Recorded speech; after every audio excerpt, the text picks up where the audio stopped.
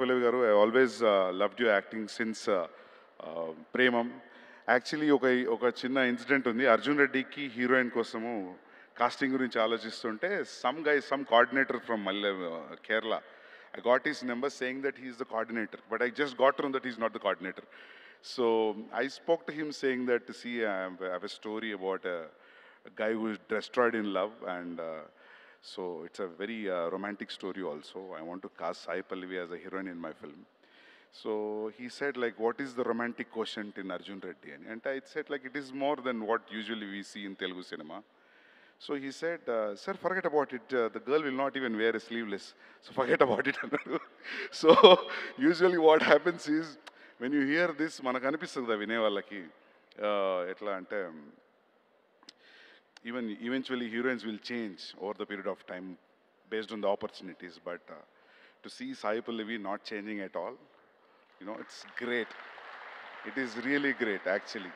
ఎవరికైనా అదే అనిపిస్తుంది నో విన్నప్పుడు, అవునా చూద్దాంలే పెద్ద ఆపర్చునిటీస్ వస్తే చేస్తారు కావచ్చు అని అనుకుంటాం. But she is the same from the beginning since 10 years, I think. Yeah, all the best to the entire. So friends, Sandeep Reddy Vanga గారు మాట్లాడిన మాటలు విన్నారు కదా.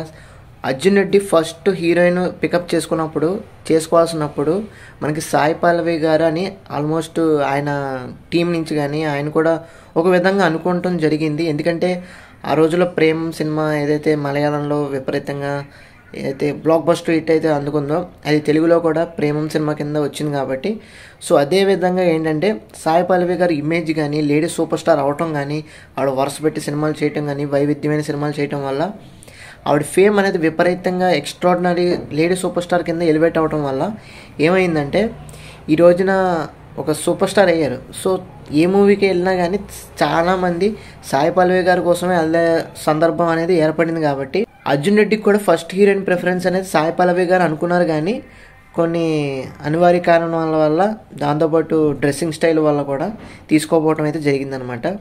సో ఆయన మాటలతో మీరు విన్నారు కాబట్టి మీకు ఒక విధమైన అండర్స్టాండింగ్ అయితే వచ్చింది.